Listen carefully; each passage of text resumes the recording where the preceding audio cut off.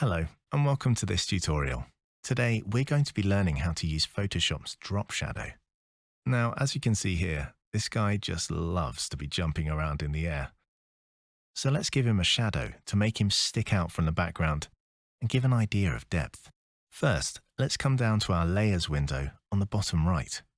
We want to double-click on the layer with the object we want to add a drop shadow to. Usually it's best to use something that's either been cut out beforehand or is saved as a PNG with a transparent background. Make sure not to double-click on the name of the layer though, which I do all the time, or it will rename the layer instead. Once we have our layer style options open, we can come down to the drop shadow at the bottom and tick the box to turn it on. If we click on the panel as well, we can open all its settings. Now we can change the color of the shadow here, although I think black is best for now. Our blending mode will determine how our shadow blends in with the layer underneath, in this case, our white background.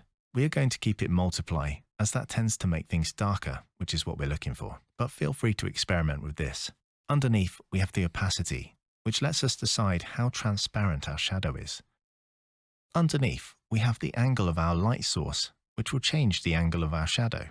This global light tick box here allows us to decide if we'd like to change the angle of the light for just this shadow, in which case we untick it, or for all the shadows in our scene, globally, by ticking it. Distance is pretty obvious. It adjusts the distance of the shadow away. Spread and size affects its size and how sharp its edges are, as well as just generally shaping the shadow, so you can experiment with these to find something you like. We'll leave the quality controls alone for now, but feel free to experiment if you're trying to get a cool effect or a more retro feel. I hope you found this tutorial useful. If you have any questions, feel free to ask down in the comments. And don't forget to like and subscribe so you can check out more of our tutorials. Cheers!